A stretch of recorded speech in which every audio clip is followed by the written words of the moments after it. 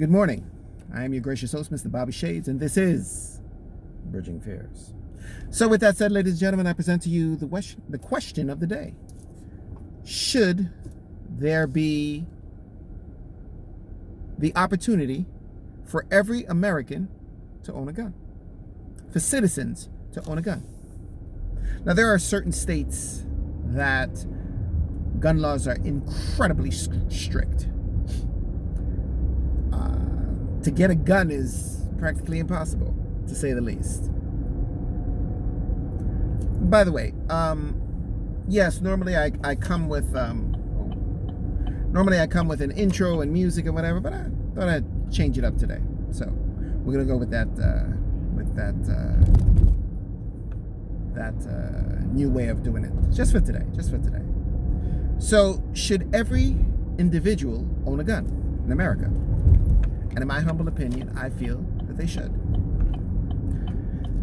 You have the naysayers who are going to say, no, it's the gun. You know, there will be many accidental deaths, and statistics have been done that those that are not versed or had practice or training, I think that's the better word, will cause accidental deaths.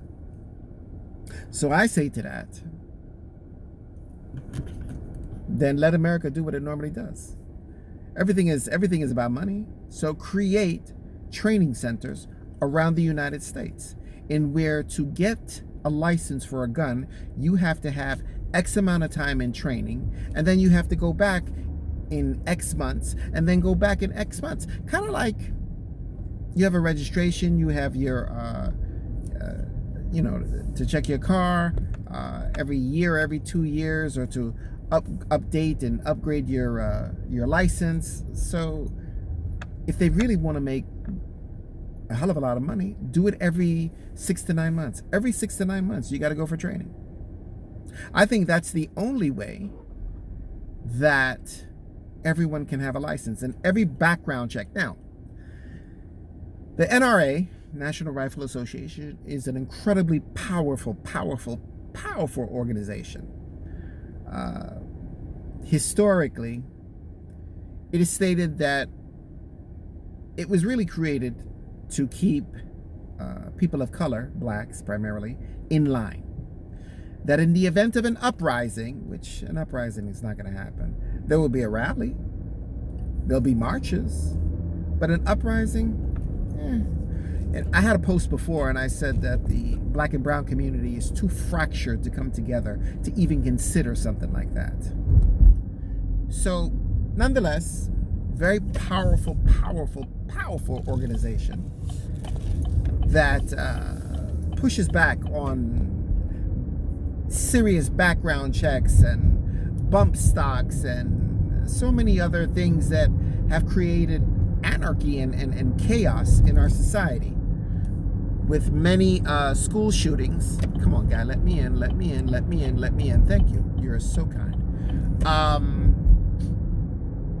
That they're always pushing back. Always trying to monopolize, always trying to push back, always trying to take over and cause. Really, dude? You could move over. Oh my God, this is a prick from hell. Gee Louise. Anyways, but crime is out of control. Now, I've talked about this before, so I'm going to talk about it again. Crime is out of control. What with the way of prices hiking up in everything. Yes, a job market is there, kind of, sort of. There are still those that will not hire because of. And people are struggling. Really struggling. So why am I going there? That, my friends, creates problems. That creates crime. Crime of opportunity and crime of desperation. Oh, but you know, you can't have the OK Corral with citizens who are not trained. Again, create training centers. and have them go every 6 to 9 months, you just created a new environment of a job field. The government. There are going to be accidental deaths. There are accidental deaths anyway. The criminals have the upper hand constantly. And those that are not criminals, that live in low income, less than desirable areas, and not a put down, but because of, that's just the standard of living. I mean, hell, they call Chicago Chirac, like Iraq. They literally call Chicago Chirac because of the out of controlness of gun usage. I say that there should be a playing field in where someone gets ran up on to get robbed or something. A person with a license, with a great background check that checked out, with training, could have an upper hand or an even playing field. It's my humble opinion. There should be an even playing field because a lot of the youths today have guns across the board. Now, some people may say, "Oh, you're talking about blacks." No, I'm talking about all youths in every sector, in every part of these United States. Most youths of today can get a hold of a gun, have access to a gun, or are carrying a gun. They may not be criminals. Maybe many of them are not. But just for protection, just to go to school, just to play basketball, just for whatever recreational moment that a youth should be having, they have to arm themselves. In many inner city areas, some join gangs, some are one-parent households. Not to put down anyone who is a one-parent household who has not done so well for their child, man or woman. But, there's a struggle. There's a real struggle. And that's where some of them join gangs, or some of them are just trying to survive. So a lot of these youths today have guns. And it's sad when 64-year-old Brian or 70-year-old Iris or 24-year-old Angela gets robbed, gun put to them, beaten, what have you. It was a video out in New York City. Young woman was coming from work, 2 o'clock in the morning, and she saw two or three guys, young men, near the front of her building. And I don't know, her spidey senses went off. She knew. So she hurried on, had her key ready, and she went into her apartment. Now, a young man was coming. He was looking, wife beater, cut off t-shirt, so to speak, for those that don't know what a wife beater is. Cut off at the arms. And he ran, and the minute she closed the door, the minute he went to the door, and he knocked. Miss, just want to talk to you.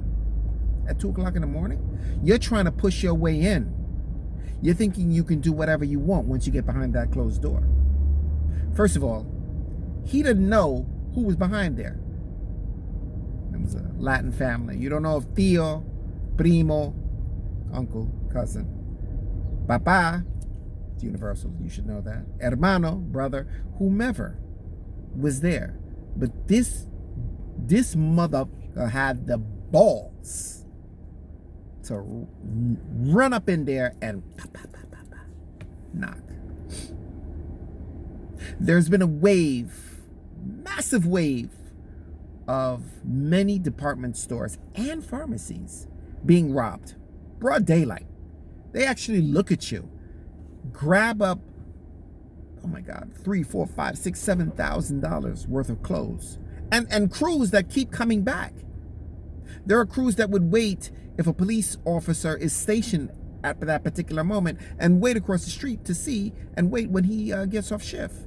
And before the store closes, take $3, $4, $5, $6, $7,000 worth of clothing. Racks of them. Pharmacies. What's his name? Michael, he's an actor. He's got a reddish type of hair. Michael Rappaport. Near a couple blocks from his home, he goes, look at these motherfuckers. Look at them. They're just brazenly just going and walking with stuff. I saw one in San Francisco or something. Literally, people were videotaping it. Just had backpacks and bags and arms, full arms of clothing. Just walking out like nothing. What if one day it becomes that deadly? They start going after the citizens, pedestrians. They just start, I feel that every citizen, and even those states that are incredibly tough on guns, I feel everyone should have a gun. I really do. Arm yourself. Protect yourself. Protect yourself, your family, your friends. Let's protect. When you step out, you don't know if you're coming back, but you try. Anyway, family, that's all I have for you today. Let us give thanks and praise that we are 6 feet above ground and not below, and that those in our inner circle are in the same vein. This is the channel Bridging Fears. I am your gracious host, Mr. Bobby Shades. We'll come back with some other videos. We'll come back with more of that heat. And thank you for riding with me. Please like, share, and subscribe. It allows for the algorithm to reach out to others. Really helps the channel. If you want more content, you want more of that heat, it allows for when you're trying to find me, that you're able to look on the side panel and there I am. With more of that heat, with more of that discussion, with more of that thought-provoking conversations. Bridging Fears, Bobby Shades. See you guys soon.